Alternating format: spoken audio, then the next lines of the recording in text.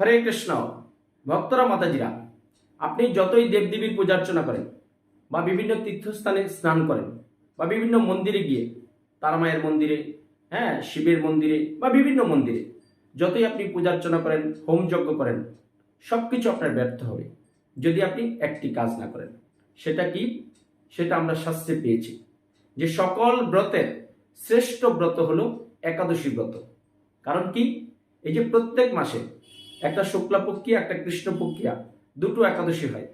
এই একাদশীর মাধ্যমে কি হবে?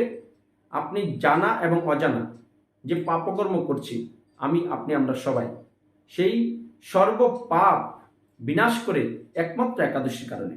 এবং আপনার পূর্বপুরুষকে যদি ভালো রাখতে চান, কিছু কিছু একাদশী আছে পরের দিন পালনা করে সে একাদশীর ফল যদি তাদের আত্মার উদ্দেশ্যে আপনি অর্পণ করেন, তাহলে তাদের আত্মাগুলো যদি অজ্ঞাত কারণে নরকে গিয়ে যন্ত্রণা ভোগ করে, তারা তৎক্ষণাৎ সদ্গতি পেয়ে স্বর্গে অথবা ভগবত ধামে যেতে পারে। তাই সকল ব্রতের শ্রেষ্ঠ ব্রত আপনি একাদশী করুন, আর কোনো ব্রত করার প্রয়োজন নেই।